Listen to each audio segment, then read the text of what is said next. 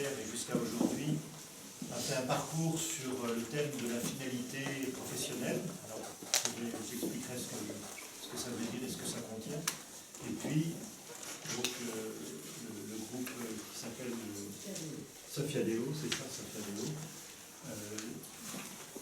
Nous allons aborder les mêmes questions, parce que je vais faire un petit parcours récapitulatif qui va rappeler certaines choses à vous de ce groupe finalité. Et puis peut-être pour vous, ça sera la découverte. Alors, mon intention est la suivante. Je vais commencer à dire un certain nombre de choses, et puis je m'arrêterai pour vous proposer un petit exercice à faire qui nous impliquera davantage, en quelque sorte, dans le parcours, avant de continuer ma présentation un deuxième temps. Je n'ai pas prévu une présentation très longue, donc il y aura aussi un temps assez large pour de la discussion, de l'échange. Nous devons terminer à quelle heure? Oui, il est moins 10 de 9h. 22h15.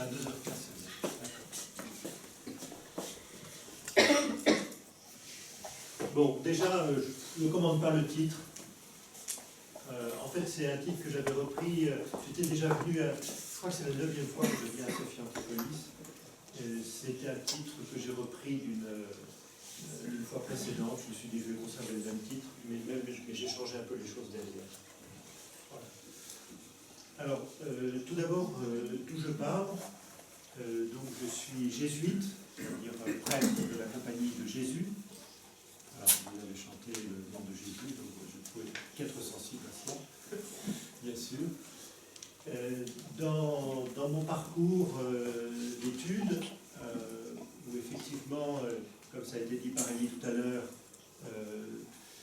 j'ai fait une formation en sciences humaines, psychosociologie et psychanalyse, mais je suis plutôt psychosociologue. Je ne suis pas psychanalyse de métier, mais ça reste très présent dans mon approche. Donc, en plus de mes études jésuites, et dans un premier temps, pendant 10 ans, je me suis occupé essentiellement d'étudiants en médecine, en travaillant, en les accompagnant dans leurs chères études, de la première année jusqu'à l'internat, depuis donc à Paris d'abord et à Marseille ensuite, travaillant aussi sur les questions d'éthique biomédicale, et donc forcément avec les soignants et les médecins.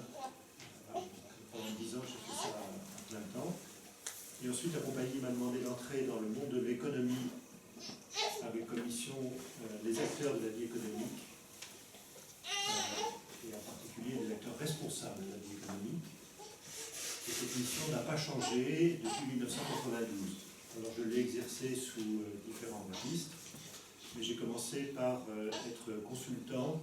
Enfin, j'ai travaillé dans un cabinet d'avocat d'affaires, j'ai été ensuite consultant dans un petit cabinet en stratégie d'entreprise, donc on en trouve.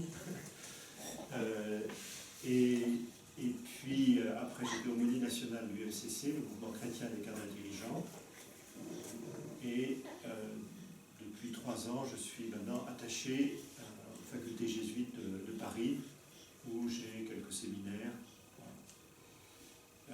Voilà un peu pour situer mon parcours et qui vous fera comprendre peut-être soit des exemples, soit d'où je parle et avec quelle expérience. Depuis fin 99, je travaille avec un certain Laurent Falk, qui est un laïc, qui est père de famille, qui vit à Lille et qui actuellement fait partie de l'équipe de direction de l'ICAM Lille, Institut catholique d'arts et métiers, donc une école d'ingénieurs dont la Compagnie de Jésus est partenaire. Il est là depuis 7 ans, mais on travaille ensemble depuis 15 ans. Avant, il était à l'EDEC, l'école de commerce du Nord, à l'HEC du Nord. Voilà.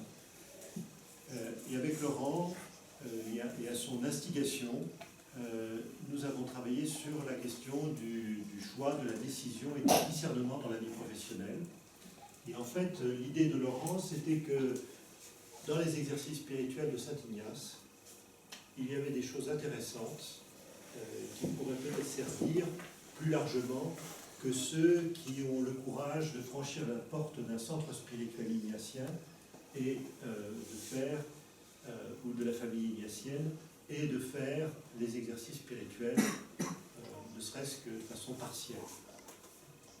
Et donc tout notre travail, j'allais dire tentative, mais ce n'est pas une tentative, c'est plus qu'une tentative, tout notre travail a été d'essayer de mettre à la portée d'un public beaucoup plus large, auquel nous ne demandons pas un certificat de baptême, quelques trésors de la spiritualité ignatienne.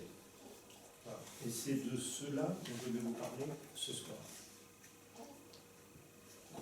Alors je vais me situer plutôt de ce côté-là, mais vous verrez qu'une fois ou l'autre, je ferai un retour vers les exercices spirituels, compte tenu de l'endroit où nous nous trouvons. Je ferai un peu des passages. Voilà. Bon, j'en dis pas plus pour l'instant. Si j'en dis plus, notre premier livre, Pratique de la décision, qui en a sa 3e édition, c'est un livre peut-être un peu plus académique, parce que nous avons voulu situer notre travail sur le discernement au regard de ce que les sciences de gestion, en particulier les sciences de gestion nord-américaines, disent du sujet. Alors il y a des grands auteurs, peut-être certains d'entre vous ont entendu parler, Herbert Simon, John March et d'autres, qui ont écrit sur ce sujet. Et nous nous sommes situés par rapport à eux, parce qu'ils ont identifié des méthodes de décision. Et ce que nous avons voulu faire, c'est de montrer que le discernement n'est pas une méthode qui se met à côté des autres. C'est pas, vous savez, souvent les consultants, c'est ça, c'est, voilà, il y a des tas de trucs très bien, mais nous, on a trouvé quelque chose de mieux. Hein, donc, qui remplace tout, et qui... Non, c'est pas ça du tout. On a essayé de bien positionner le discernement par rapport aux méthodes classiques qui sont répertoriées dans la littérature managériale, pour montrer finalement ce que le discernement apportait, sans pour autant rendre caduques ces approches de la littérature, encore une fois, des sciences de gestion. Le grand point, si vous voulez, le grand point faible des approches qui sont essentiellement nord-américaines et puis qui sont répétées partout, voilà, on est beaucoup dans la répétition dans ce domaine, parce qu'il y a 4 grands modèles de décision. Alors certains vont chercher des petites variantes, etc., mais on retombe toujours sur les mêmes 4 grands modèles. Ce qui est assez frappant dans les approches nord-américaines, c'est que le décideur est absent. Ce sont des méthodes, mais quand vous avez une méthode, il y a des mathématiciens parmi vous, on applique des règles, il n'y a pas de décideur. C'est-à-dire, quand je dis le décideur, c'est une personne en chair et en os, qui a une histoire, qui a eu des expériences, qui a des sentiments, qui a des pensées, c'est absent de ces méthodes. Et l'approche par le discernement, ça vient justement mettre au cœur de ces méthodes, remettre le décideur au cœur de ces méthodes, et non pas comme une boîte noire ignorée par les sciences de gestion, supposé décideur rationnel qui n'existe pas, comme le mot economicus rationnel qui n'existe pas, mais le décideur, sachant que le décideur, c'est vous,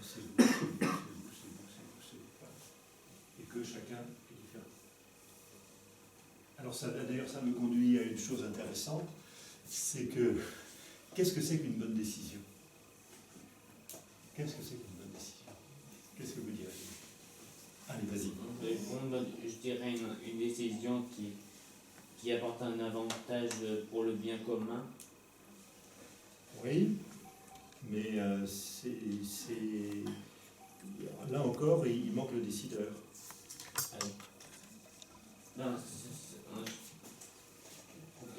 pour parler du décideur. Oui, tu veux dire quelque chose? C'est une bonne décision, c'est celle dont le résultat ne nous fait pas regretter plus tard. J'ai pas entendu la fin. Dont les résultats sont satisfaisants et ne nous fait pas regretter de l'avoir décidé. Voilà, exactement. C'est ça.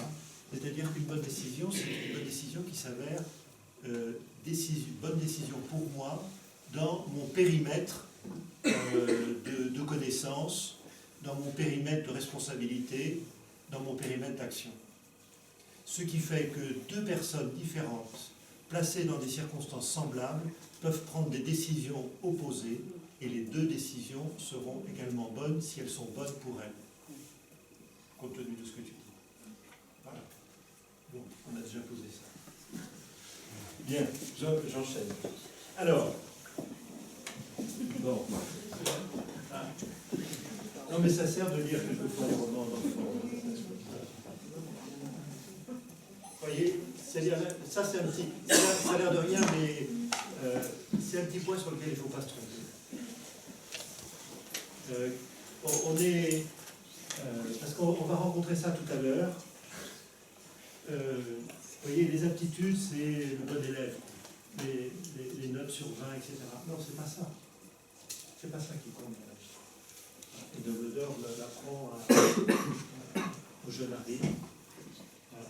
Ce sont nos choix. Pourquoi? Parce que c'est comme ça que nous avançons en liberté. C'est la suite de nos choix qui va manifester notre liberté. C'est ici que le titre sera.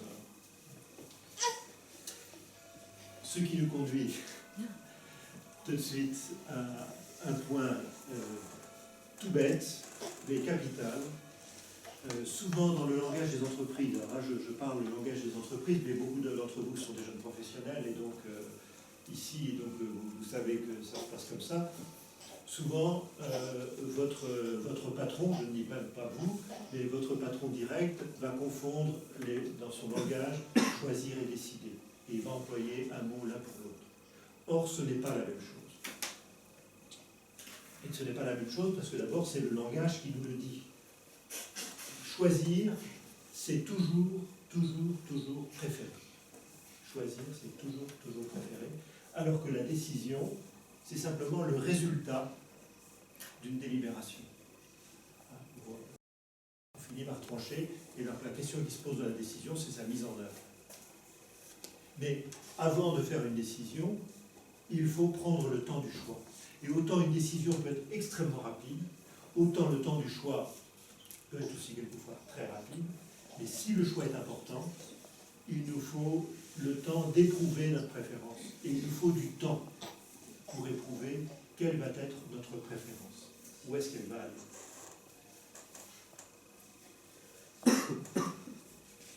Ouais, entendez ça. Choisir, c'est toujours préférer. C'est-à-dire que choisir, c'est de l'ordre justement de notre liberté qui se met en acte.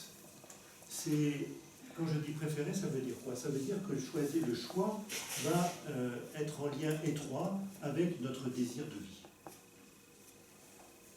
avec ce qu'il y a de plus vivant en nous.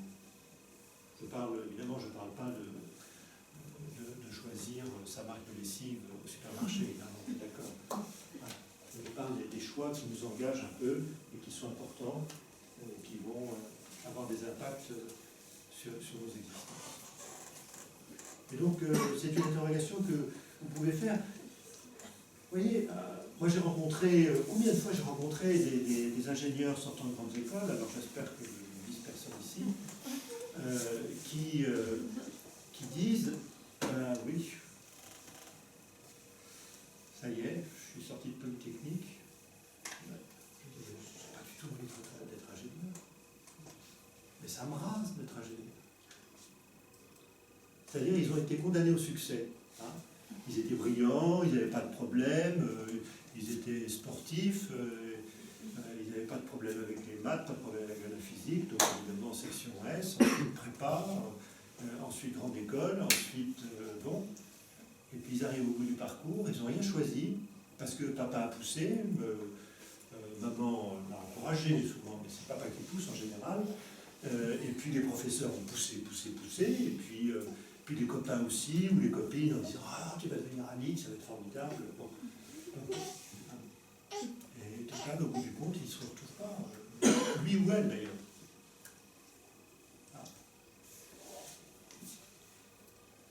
Vous voyez, choisir, préférer, ça nous mène loin. Et c'est vrai aussi pour les métiers qu'on exerce. Est-ce que j'ai choisi le métier dans lequel je suis aujourd'hui simplement parce que voilà, j'ai passé un entretien, le DRH a trouvé que j'avais une bonne gueule, il m'a pris, puis voilà, terminé. Ou est-ce que, voilà, qu'est-ce qui s'investit de moi dans ce métier aujourd'hui?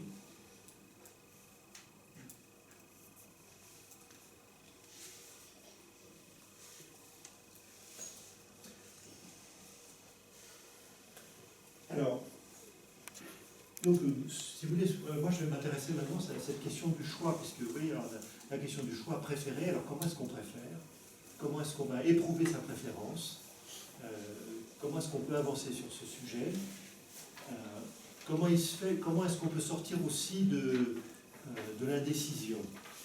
C'est-à-dire de cette incapacité qu'on peut éprouver, que certains d'entre vous peuvent éprouver, qui est très, très courante, hein, je veux dire, c'est vraiment très, très répandu, à faire des choix. Alors il y a trois questions qui se posent. C'est-à-dire, faire des choix, ça va me conduire à l'action. Donc la première question qui se pose, c'est agir pourquoi? Pour quoi? Et surtout peut-être pour qui?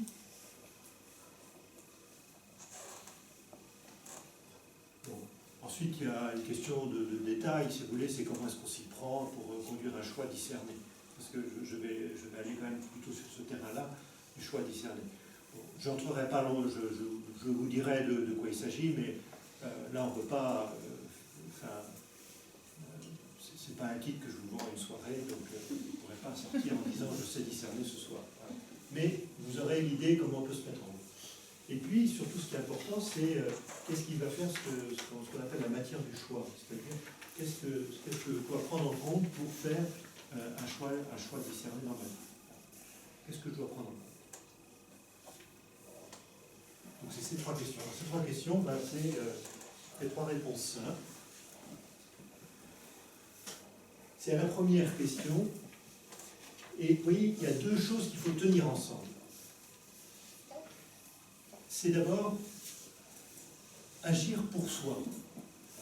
C'est-à-dire que le choix que je fais, il faut qu'il ait du sens pour moi. Il faut qu'il ait du sens pour moi. Il faut qu'il ait même, je pense que le mot juste, c'est qu'il ait du goût. Mais ce n'est pas quelque chose de... mais c'est un goût, si vous voulez, qui ne va pas être un goût égocentré, parce qu'en même temps, il faut qu'il soit tourné vers un bien agir. Donc vous parliez de bien commun, il faut parler d'intérêt général, de bien agir. Et c'est ce que nous, Laurent et moi, nous appelons une finalité avec Aristote. C'est-à-dire, modestement, on s'est référé à la philosophie d'Aristote, c'est-à-dire ce philosophe grec qui est un des socles de la pensée philosophique occidentale avec Platon. Mais Aristote nous intéresse plus parce que Platon, on va dire, c'est la philosophie des idées. Aristote, c'est la philosophie de l'action. Voilà. Donc on s'est plutôt ancré. Il y a un philosophe contemporain qui est du Canada, Charles Taylor, en tout cas. Je ne sais pas parce qu'il est Taylor, on peut me confondre les prénoms. Mais Taylor, qui a beaucoup retravaillé Aristote aujourd'hui, qui montre justement que les questions posées par Aristote, et en particulier la question de la finalité, est une question tout à fait d'actualité. C'est-à-dire la finalité, c'est une question simple. On peut y répondre par une question simple, c'est à quoi est-ce que j'ai le désir de contribuer pour la société avec ce que je suis, et compte tenu de ce que je suis. Donc c'est à la fois une espèce de grande visée. Alors quand la société, ça peut être la famille, la communauté, l'entreprise, la commune, la communauté de communes, le département, la nation, l'Europe, voilà. Chacun au niveau où il est, qu'il peut atteindre. quoi est-ce que j'ai le désir de contribuer à la communauté, compte tenu de ce que je suis. Mon éducation, mes capacités, mon âge, mes talents, mes aptitudes, justement, compte tenu de tout ça. Mes expériences, mes aspirations. Voilà.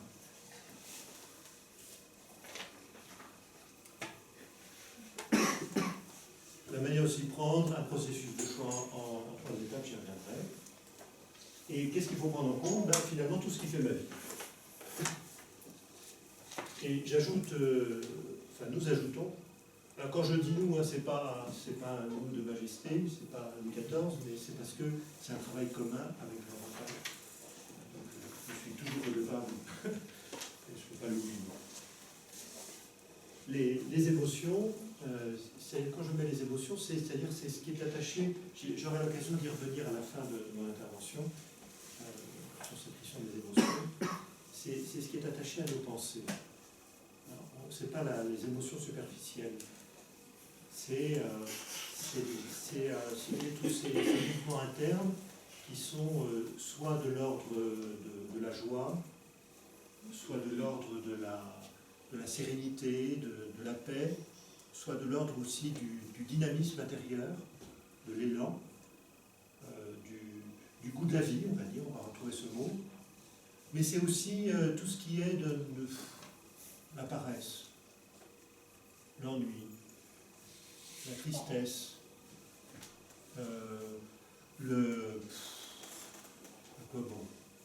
Voilà. Et nous sommes traversés par ces pensées, si nous y faisons un tout petit peu attention. Nous sommes traversés, chacun d'entre nous a des rythmes différents, mais ça peut être dans la même matinée, dans la même heure, à propos de ceci, à propos de cela. Hein, vous êtes à votre bureau, vous êtes en train de travailler sur un projet qui vous passionne, vous avancez dans ce projet et vous sentez qu'intérieurement, là vraiment, ça marche, etc. Et puis, il y a une collègue ou un collègue qui vient vous interrompre, qui vous appelle pour un truc urgent, qui vous distrait. Bon, vous vous énervez contre lui, et puis après, vous avez terminé, et après, finalement, vous ne vous sentez pas bien. Vous n'êtes pas content de vous être énervé. Voilà. Et puis, vous avez perdu votre élan de tout à l'heure. Voilà. C'est ça qu'il faut apprendre à repérer d'abord. D'abord apprendre à les repérer, pour ensuite apprendre à les comprendre. Qu'est-ce que ça veut dire et qu'est-ce qu'on en fait. Voilà.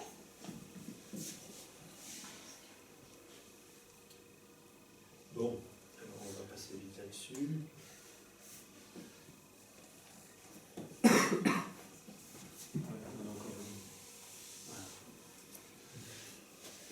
Donc là, c'est juste une petite question de vocabulaire.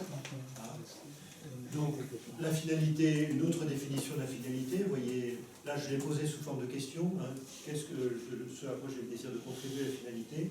Donc, une raison d'être, contribuer à la vie sociale.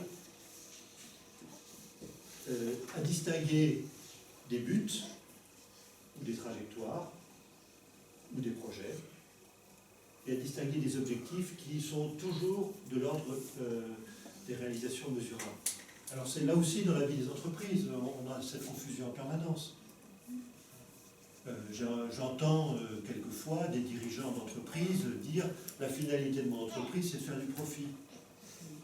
Ben, je dis non, monsieur, c'est un objectif. Le profit, ça se mesure en dollars, en livres, en sterling, ou en euros, mais ça se mesure, ou en yens, ou tout ce que vous voulez. Ce n'est qu'un objectif. C'est un objectif nécessaire et indispensable. Ça, je ne discute pas. Mais ce n'est pas une finalité. La finalité, c'est à quoi est-ce que votre entreprise contribue? Qu'est-ce qu'elle apporte à la société? Et il y a des entreprises qui n'y arrivent pas à trouver cette contribution. J'espère que personne ne... C'est pas pour débiner, mais c'est pour donner un exemple très précis. Leclerc, par exemple, les magasins Leclerc. Monsieur Leclerc, qui fait toujours des grandes déclarations voilà, sur son utilité sociale, etc. Il n'y a pas de finalité au magasin Leclerc.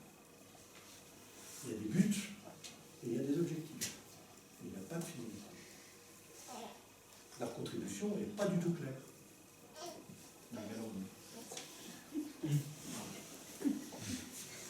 Et ça, je l'ai écouté des tas de fois, et puis j'ai eu l'occasion, j'avais un ami qui travaillait à la centrale d'achat de Leclerc, et je me souviens, on avait fait une croisière ensemble, on a discuté des jours et des jours sur le bateau sur ce sujet-là, et il me disait, mais si, vous avez une finalité, je disais, montre-la moi. Alors, on discutait, et puis, quand il a été un peu plus libre, c'est-à-dire quand il a quitté la centrale d'achat et qu'il a fait un autre métier, un jour il m'a dit, tu sais, je crois que tu avais raison, il n'y a pas de finalité chez Leclerc.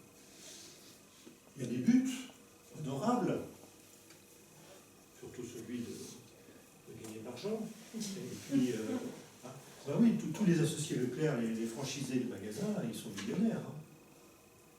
Et si vous voulez, si vous les connaissez, je veux dire, c'est les millionnaires du quartier. Hein. Mais c'est bien, je veux dire, c'est pas une critique. Au sens, je veux dire, mais il faut pas se gargariser, voilà, c'est ça que je veux dire.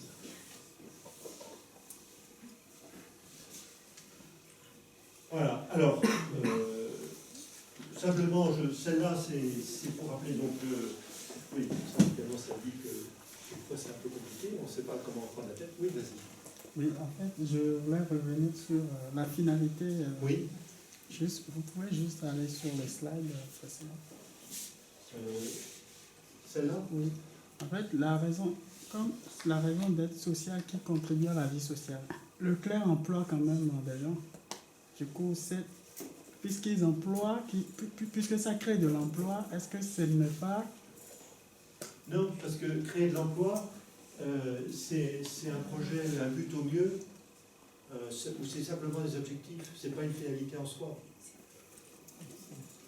La finalité, ce serait que, enfin, ce que j'ai compris, ce serait que tes employés soient heureux et épanouis dans leur emploi, par exemple.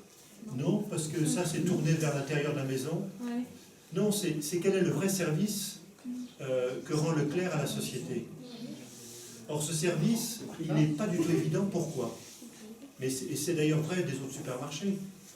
C'est qu'on dit que les consommateurs payent moins cher. Mais c'est au prix de l'écrasement des producteurs. Et donc il y a un problème. Et ça ne tient pas.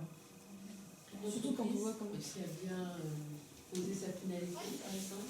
Alors, une entreprise qui a bien posé sa finalité, alors on va toujours me dire, oui, vous citez toujours la même, enfin il y en a plusieurs, mais il y en a une qui est de ce point de vue-là, je trouve, assez exemplaire. Ça ne veut pas dire que... Enfin bon, je vais faire la réserve après. C'est Danone. Danone a une finalité. Alors, ce qui est intéressant, c'est que la première chose que Franck Riboud a fait lorsqu'il a pris la succession de son père, c'est qu'il a réuni tous les grands directeurs dans un séminaire et il a dit il faut qu'on définisse finalement, alors en termes de stratégie d'entreprise, on ne parle plus de finalité, on parle de mission. Qu'on définisse la mission de notre entreprise Danone. Alors ils ont pondu une phrase, il y avait la première finalité qu'ils ont pondue, il y avait 4 lignes, voilà, donc c'était trop long, c'était trop compliqué, etc. Mais ce qui était intéressant, c'est qu'ils s'en sont servis malgré tout pour faire des choix stratégiques de l'entreprise, au plus haut niveau. Hein, c'est-à-dire, des choix stratégiques, ça veut dire quoi? C'est on achète tel type d'entreprise, on crée ou on soutient tel autre type d'entreprise, voilà, en fonction de cette finalité. Et chemin faisant, ils sont arrivés petit à petit, en quelques années, à la simplifier dans cette phrase qui est très simple, c'est la santé pour le plus grand nombre par l'alimentation. Ce qui veut dire, par exemple, qu'ils ont dit la bière, c'est vraiment ambigu sur la santé. Même s'il y en a qui vont dire une bonne bière, bon, mais voilà. Donc par exemple, ils ont quitté tout le secteur bière et alcool. Il y a certains achats qu'ils n'ont pas fait, par exemple d'entreprises, par exemple, ils n'ont pas acheté une entreprise en Pologne, qui était très intéressante parce que c'était une entreprise qui avait une marque bien cotée en Pologne, à cause de quoi? Devinez? L'alcool. Oui, même précisément la vodka. Il y avait trop de vodka dans cette boîte. Enfin, c'est-à-dire que la marque était trop associée à la vodka. Donc, ils n'ont pas, voilà, des choses comme ça. Et puis, tout ce qu'ils ont développé avec les Grameen Bank, avec Mohamed Younous, etc. Mais il y a d'autres entreprises, je pense qu'une entreprise comme Schneider Electric, les entreprises françaises, les grandes entreprises françaises, il y en a quelques-unes qui sont quand même assez chapeaux là-dedans. Il y a Schneider Electric aussi, je n'ai plus la formulation exactement en tête, mais vraiment, c'est leur contribution. Ils ont vraiment un souci de contribuer à la distribution de l'électricité au moindre coût, en particulier dans les pays où l'électricité est difficile d'accès et rare, en particulier en Afrique par exemple. Michelin aussi, donc, pour laquelle la mission c'est la mobilité dans la sécurité. Et pour connaître personnellement Michelin un peu de l'intérieur, parce que pendant plusieurs années j'ai eu l'occasion de passer une petite semaine à Clermont-Ferrand et de rencontrer un par un les grands directeurs, pas tout seul, hein, j'étais avec un petit groupe, mais j'ai fait ça plusieurs années de suite. Ce qui m'a frappé, c'est la cohérence la cohérence de nos interlocuteurs de chez Michelin par rapport au projet d'entreprise. Alors, un seul exemple, je trouve qui est assez parlant, et si vous voulez, et surtout ce qui est intéressant, c'est qu'ils n'ont pas fait beaucoup de batailles, ils n'ont pas fait de battage là-dessus, ils ont fait les choses parce qu'ils pensaient de devoir les faire.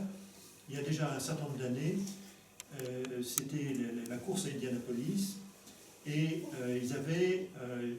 ils équipaient un certain nombre de voitures qui devaient courir à Indianapolis, donc le grand circuit de course de voitures aux États-Unis, de pneus Michelin. Et aux essais, ils se sont rendus compte que leurs pneus ne convenaient pas et qu'ils étaient dangereux. Et c'est-à-dire qu'il y avait des risques, compte tenu du circuit, que les pneus éclatent en plein virage, et donc que le chauffeur, avec la voiture, parte dans le décor, alors à 300 à l'heure, vous imaginez. Ils ont dit, la sécurité pour nous, on ne peut pas jouer ça. Donc, on retire nos pneus, et les voitures sans pneus ne peuvent pas courir. Donc la course a été annulée. Ce qui veut dire qu'ils ont banqué pour rembourser les Américains téléspectateurs qui, évidemment, venaient pour le spectacle, et s'il y avait plus de sang, ça les a intéressés. Mais voilà. Voilà. Donc, vous voyez, et Michelin n'a pas fait de grands trucs là-dessus. Et quand il y a eu la crise de 2008, et qui a été par exemple très forte aux États-Unis, en particulier, le chiffre d'affaires de l'entreprise a chuté à peu près de 30%. Et ils ont été obligés donc de mettre les ouvriers au chômage technique, et en particulier aux États-Unis. Et aux États-Unis, ils ont dit, non seulement on va vous mettre au chômage technique, mais on est obligé de baisser les rémunérations. Mais de tout le monde, des cadres comme des ouvriers. Et tout le monde au même niveau, c'est-à-dire on baisse de 30% les rémunérations. On baisse de 30% les rémunérations des cadres. 30% de 5 000 euros, ça ne veut pas tout à fait la même chose que 30% de 1 000 euros. D'accord ? Mais on vous garde pour la reprise. Et les Américains, parce qu'il y avait des cadres français qui étaient patrons de Michelin là-bas, ont été stupéfaits. Parce qu'en Amérique, quand il y a des situations comme ça, on vire les gens. On ne les garde pas. On ne les paye plus. On les vire. Donc, il y a des cohérences dans certaines entreprises qui sont fortes. Voilà. Pour donner des exemples. Merci. Je continue. Bon, simplement, c'est pour souligner quel est l'enjeu finalement dans tout ça. C'est une cohérence de nos actions, parce que cette cohérence va nous donner une certaine... c'est ça aussi qui va faire de nous des personnes qui vivent avec une certaine liberté, c'est que nous sommes cohérents. Mais c'est vrai au niveau personnel, et c'est vrai aussi au niveau des institutions. Ceux d'entre vous qui sont dans des entreprises ou même des administrations, vous pouvez souffrir de l'incohérence des décisions qui sont prises, parce qu'un coup ça va dans un sens, et le coup suivant ça va dans l'autre. Voilà.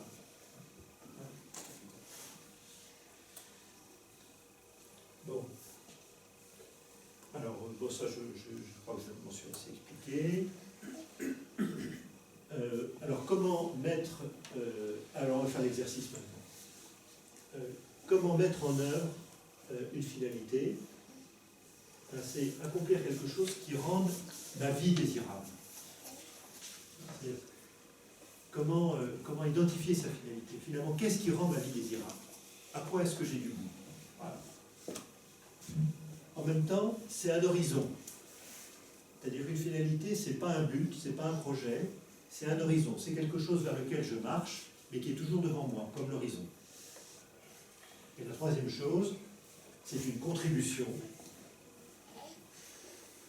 Et je me laisserai décider par elle. Vous voyez, quand je vous ai dit par exemple que Danone, ils utilisent leur finalité pour faire des choix stratégiques.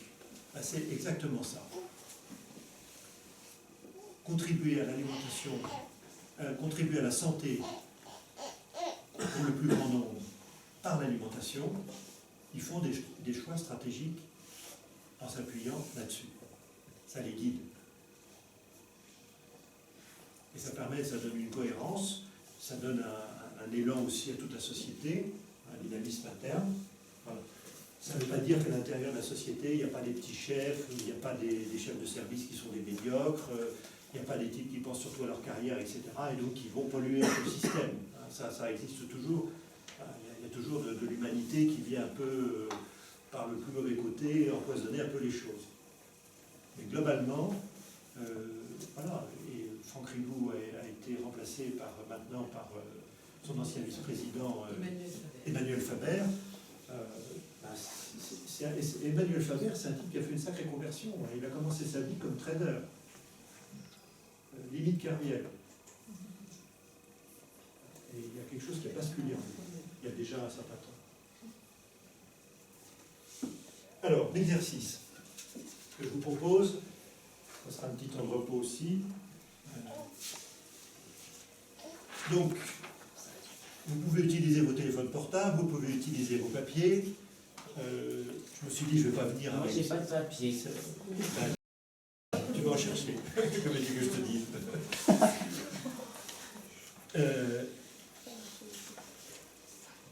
Donc, vous faites quelque chose de très simple, hein, une espèce de grande croix, à droite, au milieu, pour moi, pas compliqué. De l'autre côté, avec d'autres. Pour moi, avec d'autres. Voilà, tiens, on te passe du papier. Tu vois, ça arrive tout seul, tu vois, même la providence réussit sur toi. Il a des exigences. S'il te plaît. Le titre, Je suis obligé de... le titre, quelles sont les activités que j'aime faire et qui sont utiles? Tout à fait en haut. Quelles sont les activités que j'aime faire et qui sont utiles? Quelles sont les activités que j'aime faire et qui sont utiles? Et alors, en dessous, dans le registre de la vie professionnelle, donc vous avez un carré qui est registre de la vie professionnelle pour moi, registre de la vie professionnelle avec d'autres. D'accord? Et en bas, dans le registre de la vie personnelle.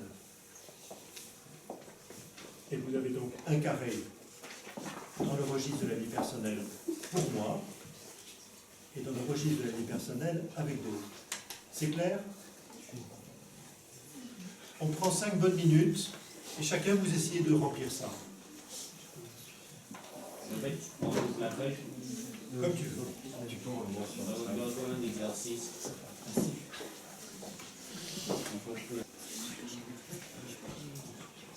Voilà, bon, alors je vais donner le corrigé de l'exercice.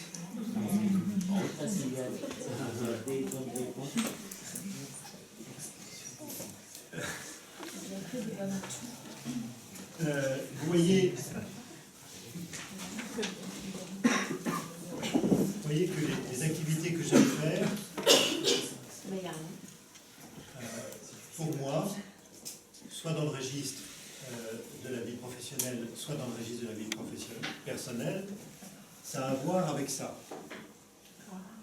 Accomplir quelque chose qui rende ma vie désirable.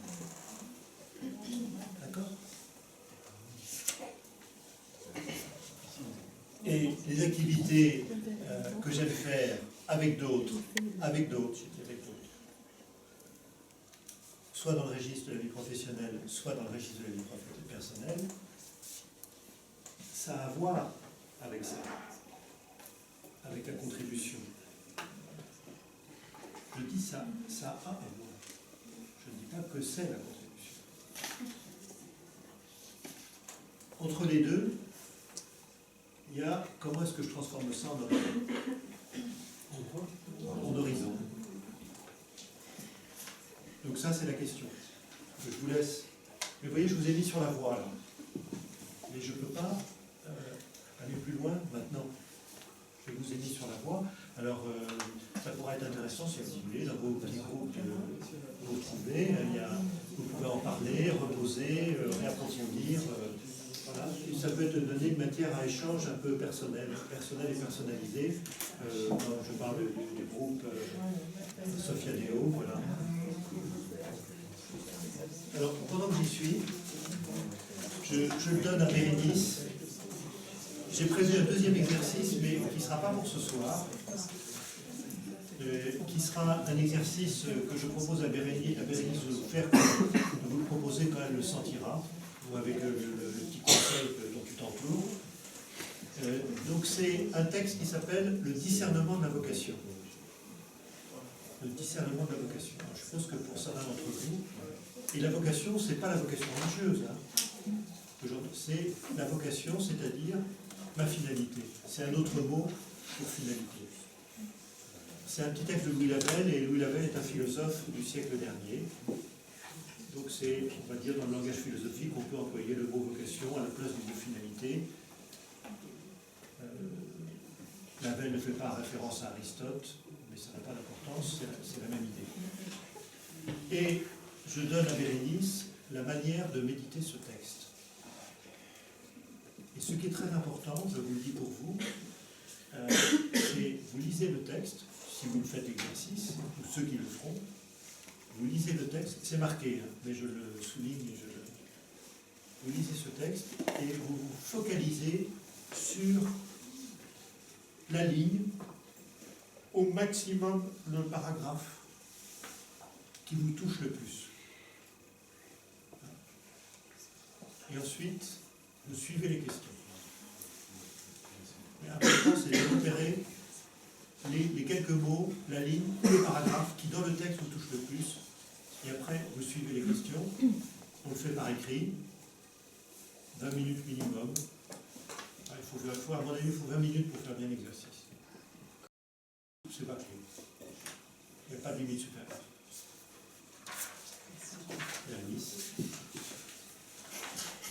Donc ça, c'est pour, j'ai pensé pour le groupe Sophia Deo, là, quand vous voudrez, pour aller plus loin, pour approfondir. Et alors ensuite, dans un deuxième temps, vous en causez ensemble par petits groupes. Vous parlez ensemble de ce que vous avez noté dans cette méditation, par petits groupes de 3-4. Vous verrez, ça permet d'aller loin. Je continue. Je dis un mot maintenant, comment s'y prendre pour le discernement, mais là c'est simplement pour vous mettre ça dans l'oreille, pour que vous l'ayez vu une fois. On ne peut pas aller beaucoup plus loin ce soir. Ce qui est absolument essentiel, c'est de bien poser mon problème. Si j'ai un choix à faire, c'est que j'ai un problème. Donc, le problème, les enjeux, et seulement une fois que j'ai posé les enjeux, je peux poser les options. Quel est mon problème? En sachant que quand je dis finalement je ne me sens pas très bien dans mon entreprise, en soi ce n'est pas un problème, c'est simplement un symptôme. C'est comme les chaleurs, douleurs, rougeurs, tumeurs du médecin généraliste. Voilà.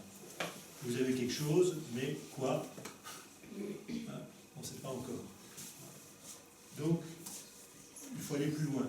Il faut essayer d'exprimer son problème en une phrase simple, claire, et dont on est content. Ensuite, les enjeux, c'est-à-dire qu'est-ce qui est important pour moi, et il y a 2 ou 3 enjeux. Et pas confondre les enjeux avec les solutions. Quand on réfléchit à une question qui se pose, on veut tout de suite aller à la solution. Non. Les solutions, c'est les options qu'il faut poser sans vouloir les choisir d'avance. Simplement poser les options. Et justement, le problème, c'est que lorsqu'on a un choix à faire, je prends un exemple tout bête, supposons parmi les jeunes professionnels là, qui travaillent chez Amadeus, qu'un chasseur de tête vient vous voir et vous dise tiens, on a une société, une start-up informatique qui démarre, mais qui est sur un projet très innovant, il y a déjà de bons clients, etc. Compte tenu de vos compétences, est-ce que vous ne rejoindrez pas cette start-up? Non. La question qui se pose, c'est, justement, merci pour votre exemple, la question qui se pose, c'est dois-je ou dois-je ne pas accepter cette proposition du consultant? Et lorsqu'on a posé la question, immédiatement, on a une préférence pour une option plutôt que l'autre. On en a eu la démonstration. Voilà. Immédiatement, on a une préférence pour une option plutôt que l'autre. Le problème, c'est qu'il faut mettre les options en balance pour faire un vrai choix.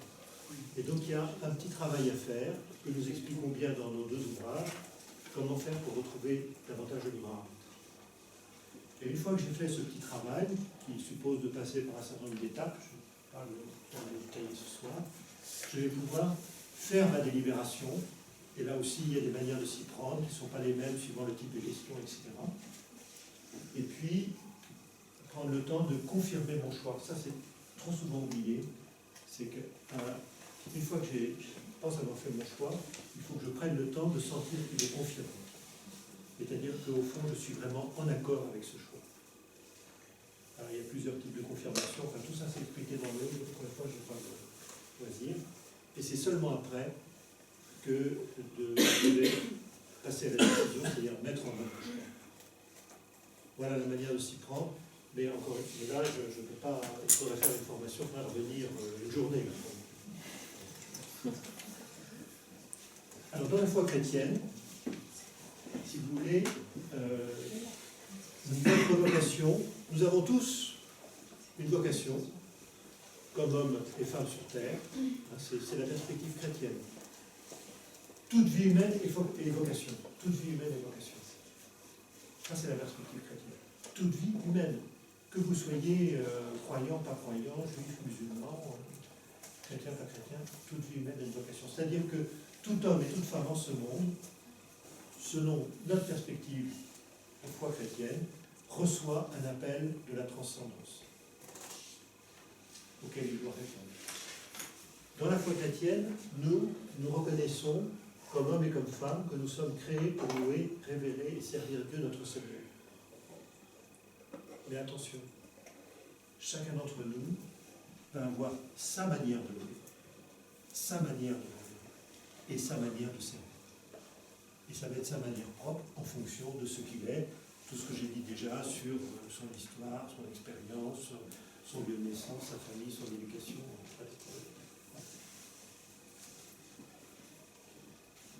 Et puis là, le deuxième aspect que je souligne, c'est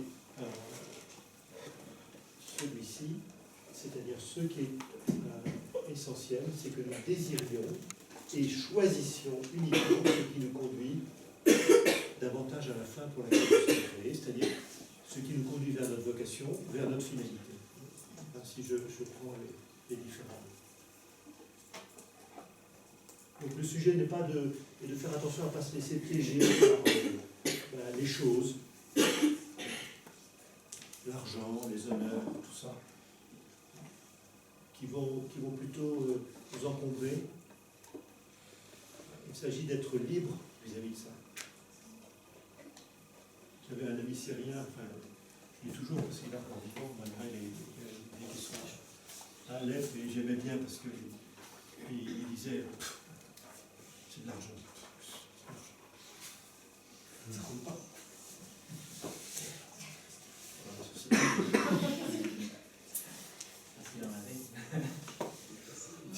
Non, c'est parce que l'argent c'est fait pour servir, quoi. C'est ça.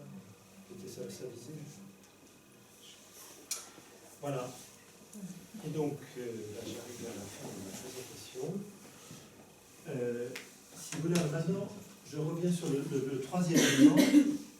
Je vous avais dit que je viendrai à la fin sur cette question des émotions, des pensées et des émotions. C'est là-dessus que je viens maintenant. La spiritualité chrétienne, depuis saint Paul, je veux dire, est basée sur cette perception qu'il y a trois esprits en présence. Le nôtre, notre propre esprit, un esprit qui va être de bons conseils et un esprit qui va être de mauvais conseils. Et qui dans ce dessin est symbolisé le mauvais conseil. Je n'ai pas besoin d'en dire plus. Et puis une harmonie. Trois notes qui sont en harmonie. Alors, et ça, on le trouve déjà, c'est déjà présent à Pampelune. Il a pris un boulet de canon qui lui est passé entre les deux jambes, en brisant notamment une jambe en plusieurs morceaux. Et donc sur son lit de douleur, où on essaye de le rabibocher, et de lui remettre les os en ordre, voilà. Eh bien, il s'ennuie ferme. Il demande qu'on lui apporte des romans de chevalerie, c'est-à-dire les romans policiers de l'époque, les simulons de l'époque. Et puis, on ne trouve que, pas de chance, une vie des saints et un évangile mis bout à bout, c'est-à-dire les quatre évangélistes réunis en un seul récit. Ce sont des livres qu'on connaît. Alors la vie des saints, c'est la vie des saints de Jacques de Voragine. C'est un livre qu'on peut trouver encore en collection de Bosch aujourd'hui. Et l'autre, c'est un livre qui n'est plus édité depuis très longtemps, mais dont on a des exemplaires dans certaines bibliothèques. Donc on les connaît, ces livres. Et donc il lit dans ces livres, mais de temps en temps, il s'ennuie de cette lecture pieuse, c'est-à-dire, et il rêve.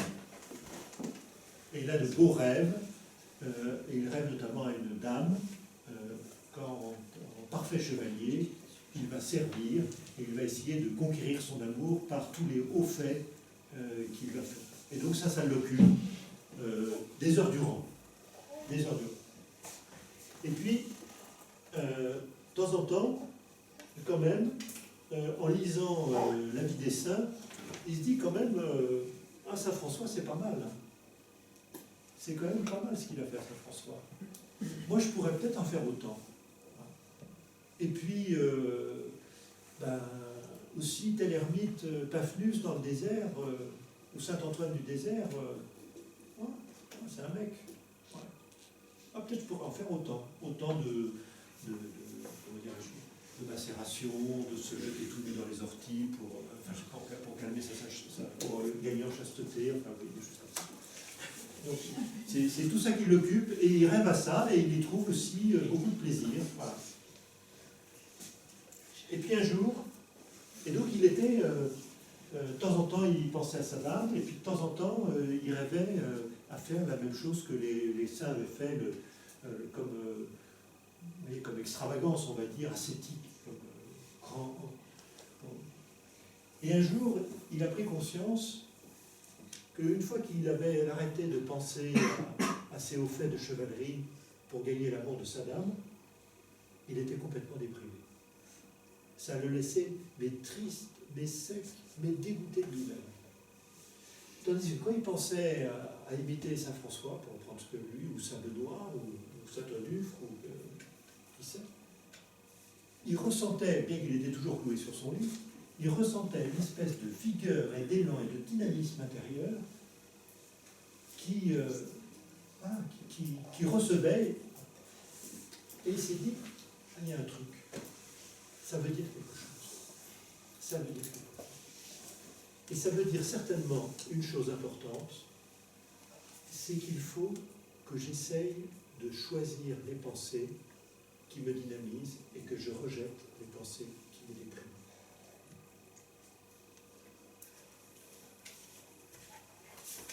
c'est comme ça que peu à peu, étant guéri, s'étant mis en route pour aller en pèlerinage à Jérusalem, etc. Enfin, je ne vais pas raconter sa vie, mais c'est en ça que peu à peu, il a appris ce qu'on appelle le discernement des esprits, c'est-à-dire à se laisser guider par ses mouvements intérieurs, en sachant les reconnaître d'abord et les interpréter ensuite, et en choisissant ce qui allait toujours dans le sens de la vie. Alors, il n'est pas parvenu du premier coup. Il raconte sa vie. On a une petite autobiographie de lui, qui est très courte, mais qui se lit très très bien, qui est très imagée, qui se lit comme un roman. Et on voit bien qu'il met un certain temps avant de vraiment savoir faire ça avec finesse. Mais le fond du discernement, il est là. Et il s'exprime par les deux règles que Ignace, les deux premières règles qu'Ignace nous a laissées du discernement. Alors il y en a 14, plus 9. Donc vous voyez, je reste qu'au début des choses. Mais déjà, si vous sentez, si vous pivez quelque chose à ça, et si vous sentez que ça a du sens pour vous, ça vous met en route. Bon, puis le chemin neuf est quand même pétri des exercices spirituels, il devrait pouvoir vous aider aussi un peu là-dedans. Voilà. Dans nos existences, voilà, il y a des événements qui s'accompagnent de consolation. Vous voyez, c'est ce personnage voilà, il entreprend quelque chose de difficile, un col particulièrement raide, mais il trouve une aide, et il y a une corde à nœud, et donc il s'attache, etc. Alors c'est vrai que dans le même temps, eh ben, il y a des choses qui vont venir, vous voyez, cet homme, il grimpe, il va vers la vie. Et puis, ben, il y a des obstacles qui se présentent. Il y a des choses qui vont il y a le tonnerre, la pluie, tout ça, ça vient effrayer aussi. Ça vient lui faire peur, ça vient essayer de le décourager de passer ce col. Mais s'il s'accroche à sa corde à nœud, il passera le col. Ouais, donc la règle de discernement, c'est ça, c'est-à-dire que dans nos vies, il faut savoir aussi tenir sur ce qui est porteur de vie et pas se laisser décourager. Et puis vous avez la règle inverse. C'est que voilà, je suis parti en vrille. Je ne peux pas mieux le représenter, je crois. Voilà, c'est du dessin de Charlina. Je suis parti en vrille. Voilà. Voilà. Rien ne va plus. Et puis, voilà, ça commence par un peu de tristesse. Puis la tristesse devient de l'angoisse. Et puis l'angoisse devient de la déprime. Et puis la déprime devient de la violence, etc., etc. Mais si je suis attentif, il y a quand même dans ma vie des choses qui se présentent et qui sont là pour m'aider à remonter, pourvu que je m'en saisisse. Ouais. Souvent j'ai rencontré des personnes comme ça qui, que je vois se laisser aller, si vous voulez, se laisser aller à partir en vrille. Elles sont découragées et elles sombrent dans leur découragement. Et elles ne font pas attention qu'il y a des choses qui leur permettent peut-être d'arrêter cette descente. Et qu'il faut savoir les saisir et s'y tenir.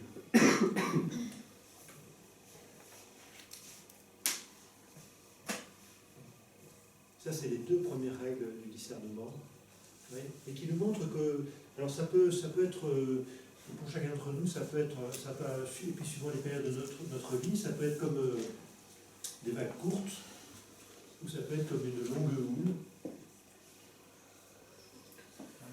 Donc il y a des moments hauts et bas qui nous travaillent, et à chaque fois, vous voyez, c'est-à-dire que nous ne devons pas être comme le bouchon qui flotte sur l'eau et qui monte et qui descend. Nous devons essayer justement et c'est ça, être gagné en liberté dans la foi. C'est parce que Ça vient du bon esprit. Ça vient du bon esprit. Ça vient d'une façon ou d'une autre, ça vient de Dieu. Peut-être de façon médiate.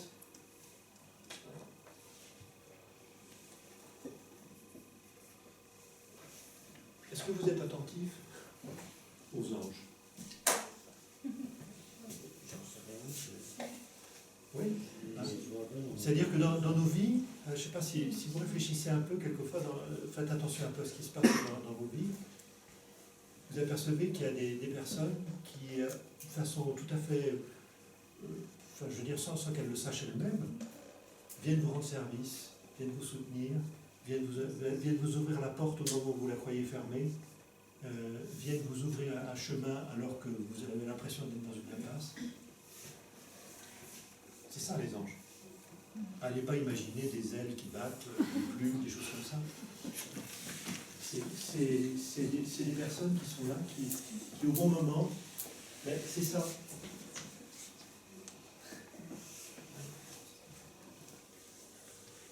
Alors c'est pour ça qu'Ignace, et je termine ici, nous demande de chaque jour, au fond, au moins une fois, sinon 2 par jour. Alors on appelle ça que la prière d'alliance, là c'était, dans les temps anciens on appelait ça l'examen de conscience, mais j'aime bien c'est à cause de la main, parce que c'est mémotechnique, mémotechnique, c'est-à-dire on commence par rendre grâce à Dieu, et le personnage est à genoux et il rend grâce au Père, sur le pouce. Là c'est la main gauche et la main du cœur en plus. Et puis ensuite, il demande l'aide de l'Esprit Saint. 2e doigt. Le 3e doigt, ben, il essaye de voir, au fond, qu'est-ce qui s'est passé dans un sens et dans l'autre dans sa matinée.